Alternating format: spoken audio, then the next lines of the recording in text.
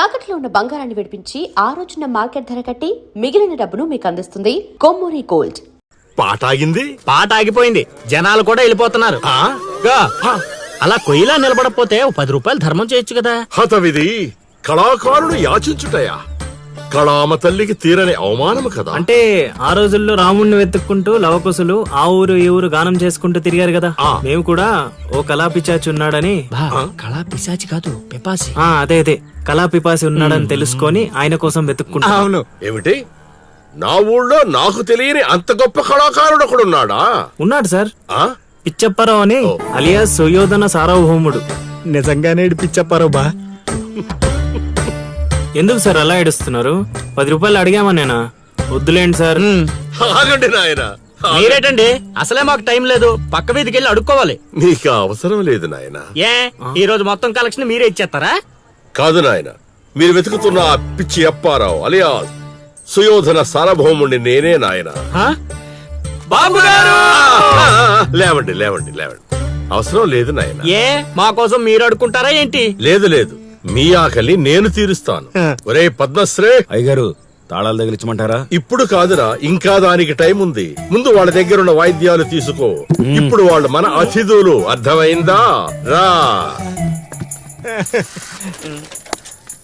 ఇంతకీ మన దేవురు నాయనా? సిల్కలూరుపేట. ఓహో, అవును, అక్కడ కళాకారులు ఎక్కువే. అవునవును, అక్కడ అన్ని రకాల కళాకారులు ఎక్కువే. అవును, ఈ లవకుశులుగానే ఎందుకు చేయాలనుకున్నారు? ఏ రాముడు కృష్ణుడు చేయొచ్చుగా. అంటే చిన్నప్పటి నుంచి అలవాటు చేసుకున్నాను సార్. వయసు పెరిగిన కొద్దీ మీసాలు గడ్డాలు పెరిగిపోయాయి. అవునండి, వాటికి ఎరువులు వేయాల్సిన అవసరం గానీ నీళ్లు పోయాల్సిన అవసరం గానీ ఉండదు కదండి, వాటంతటా పెరుగుతుంటాయి. అవునయ్యో, ఈ ఊరంతా నా కళకు అభిమానులే. నా అంత గొప్ప కళాకారుడు కావాలంటే మీరు కూడా నాతో ఉండిపోండి. సార్ ఆ ఇల్లు ఎవరిది సార్? ఏది? అదా, కాశీ అని మా బంధువుల ఇల్లే.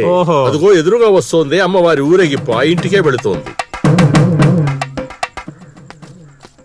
చూడు బాబు, ఇదే మా ఇల్లు. ఈ కళాపిపాసి ఆహ్వానాన్ని స్వీకరించండి. రండి. సార్ ఇవన్నీ మీకొచ్చినవేనా సార్? కొన్ని తెచ్చి పెట్టుకుంటే నీకు కూడా వస్తాయి బాబు. పార్వతి, కళని కళాకారుల్ని అవమానిస్తున్నావు. అలానే కదా బంగారు ప్రాసుల్ని కాస్త దాన్ని ప్రాసులు చేసేశారు. ఆ ధాన్యాన్ని బియ్యం చేసి తింటేనే కదమ్మా బంగారమైన సంపాదించగలం, లేదా బంగారంలా బతకగలం. సహబాష్ సహబాష్, నీ మాటతోనైనా కొందరి కళ్ళు తెరుచుకోవాలి.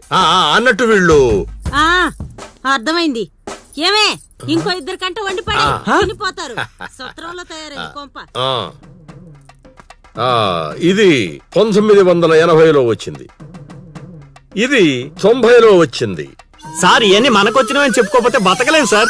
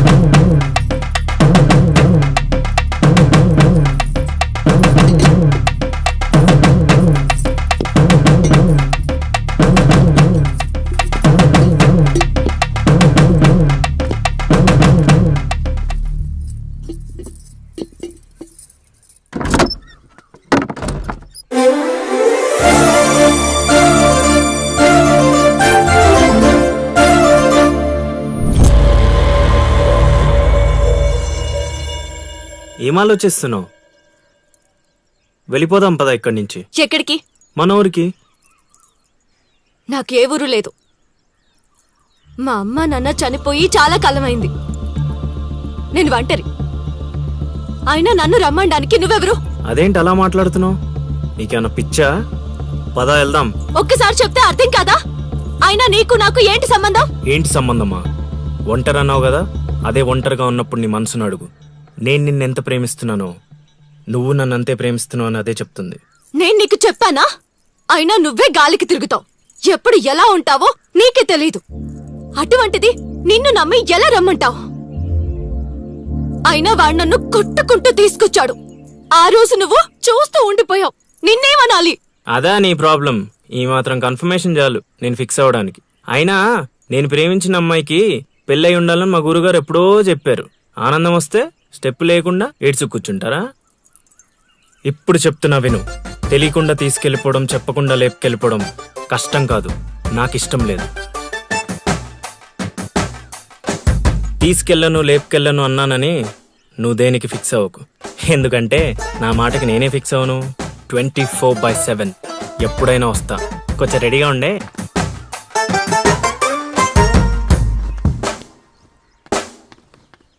రే కాశీ, ఇంట్లో దేవుడున్నాడు. ఈ 10 రోజులు పద్ధతిగా ఉండమని చెప్పా నీకు.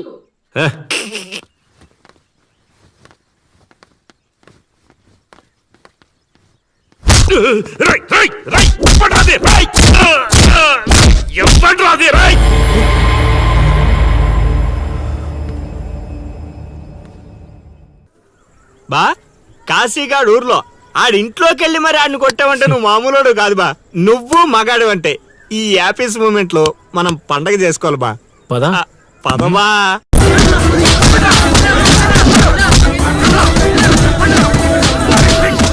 ఎవడు కొట్టాడో చెప్పేదాకా కొట్టండి రా, చెప్పకపోతే చంపేయండి రా.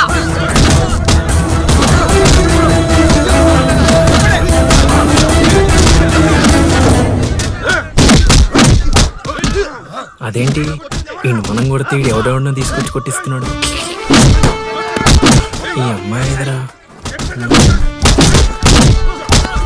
ఏయ్, అక్కడ ఎవడో ఉన్నాడు, వెళ్ళి తీసుకురండి. దొరికిపోయాను. ఏయ్, ఏయ్!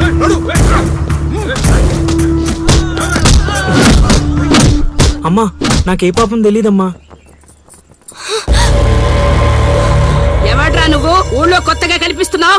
నేను లౌడు కుషుడు వాడిని వెతుక్కుంటూ వచ్చానమ్మా. ఏంట్రా నాటకాలా? ఆ, మీకెలా తెలుసు? రేయ్, ఈడు బాలకం చూస్తుంటే తేడాగా ఉంది. ఆ గుంపులేసి కుమ్మేయండ్రా. అమ్మమ్మమ్మమ్మమ్మమ్మ, నేను చెప్పేది మేమేసేది నాటకాలని. పాహిమాం తల్లి పాహిమాం, అమ్మా మహాతల్లి పాహిమాం తల్లి పాహిమాం. ఏమైందమ్మా వీడిని పట్టుకున్నారు? నిన్నెవడో నా ఇంటికొచ్చి నా కొడుకు మీద చేయి చేసుకున్నాడు. ఖచ్చితంగా ఈ ఊరుడైతే కాదు, అందుకే ఇదంతా. వీడు మా ఇంటికి వచ్చిన అతిథి, పేరు లవుడు. కుషుడు ఇంటి దగ్గర ఉన్నాడు. వీళ్ళకి పద్యాలు తప్ప యుద్ధాలు రావమ్మా. వీడిని వదిలేస్తే మేము వెళ్ళిపోతాం. రే అప్పారావు, అమ్మా ఇంకోసారి ఈడు నా కంట్లో పడితే ఇంట్లో గోడకి ఫోటోగా మిగిలిపోతాడు. ఆ. అర్థమైందా? హ, అంతలా చెప్పాలమ్మా. మీ దయా మా ప్రాప్తం. పోదరా పదో, ఈ కుంప దగ్గర నీకేం పని? రా రా రా.